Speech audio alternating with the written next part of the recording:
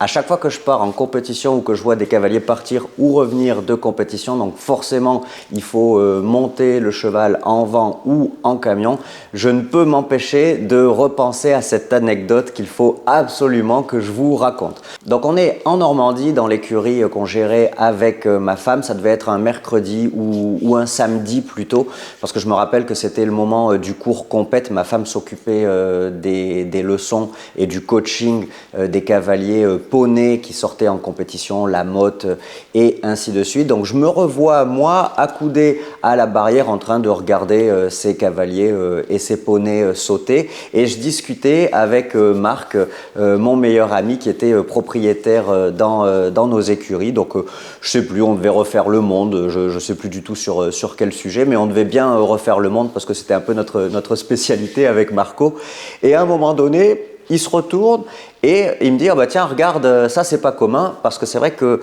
en Normandie, dans les installations, depuis la Grande Carrière, on apercevait la route qui longeait la propriété, et puis après le petit chemin tournait pour venir aux écuries ou repartait un petit peu vers le petit village, ou si on tournait un peu plus loin à gauche, vers la forêt. Et donc il me dit « Ah bah tiens, regarde, ça c'est pas commun, il y a quelqu'un qui promène son cheval sur la route comme si c'était un chien. » Alors voilà, après tout, chacun fait bien comme il veut, et c'est vrai que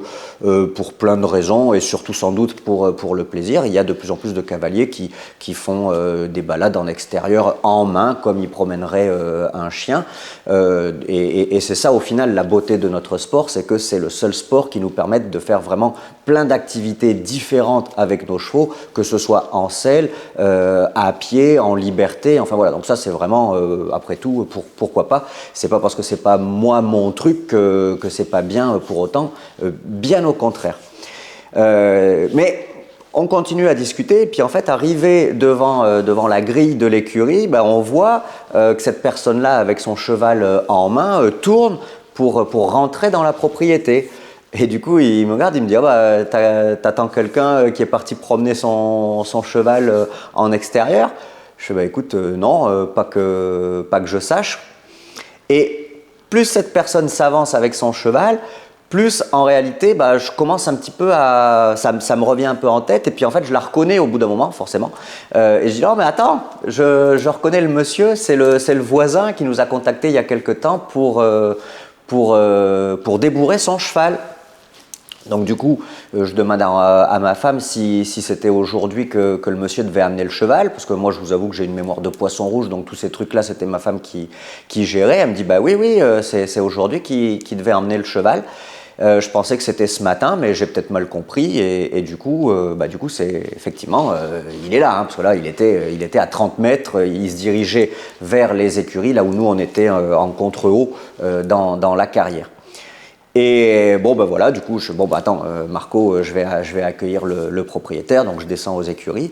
et en fait en discutant avec lui, je dis ah je pensais pas que vous auriez mené un 3 ans sur la route.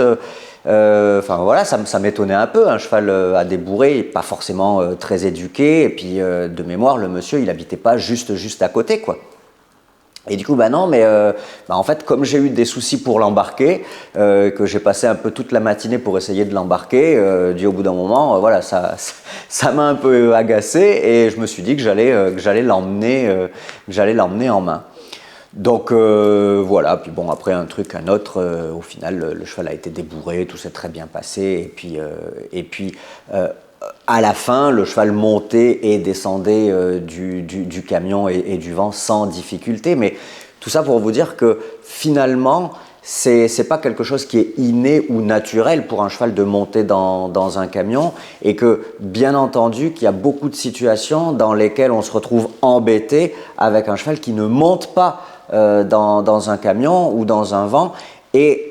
au final, j'ai envie de vous dire, tant que c'est un peu pour notre plaisir, comme partir en concours, bon, ben, ça a un moindre mal, mais si un jour c'est pour une urgence vétérinaire qu'on doit emmener notre cheval dans une clinique ou autre, là ça devient quand même beaucoup plus compliqué, et vraiment dommage si la santé de notre cheval en dépend. C'est pourquoi cette semaine, je vous présente Lionel Le Bourgeois qui, en partant de la garde républicaine, s'est spécialisé dans la méthode de débourrage Blondeau. Et en fait, dans cette méthode, une partie de cette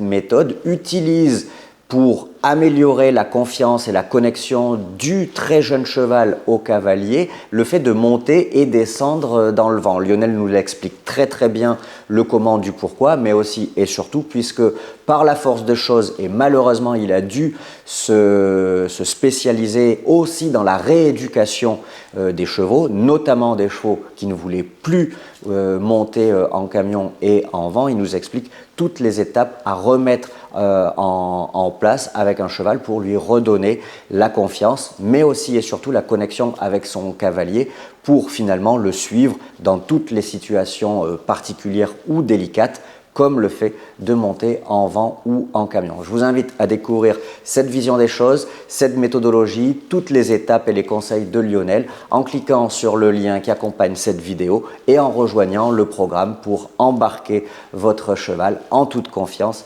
et en toute sérénité.